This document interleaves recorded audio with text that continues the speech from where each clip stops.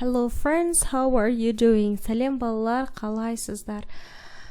Lesson 8, page 10, activity book, 8-ші сабақ, 10-ші бет, activity book. Кодпен түсті қолдан дейді.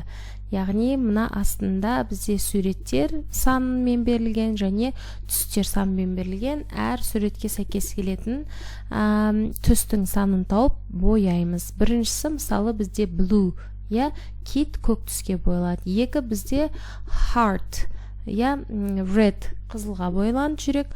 Үш бізде banana, сары, yellow.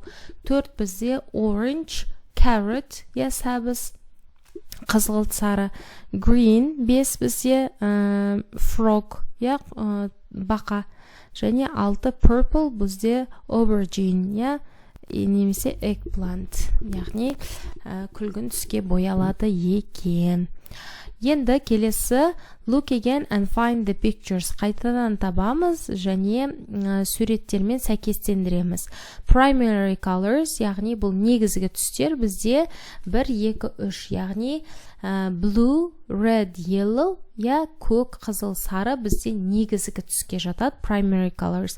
Ал туынды түстер, secondary colors, бұл 4, 5, 6, яғни сары мен көктің араласпасы, сары мен қызылдың араласпасы және көк пен қызылдың араласпасы, бұл туынды түстер. Олар 4, 5, 6-да екен. Осымен аяқтадық. Сау болыңыздар.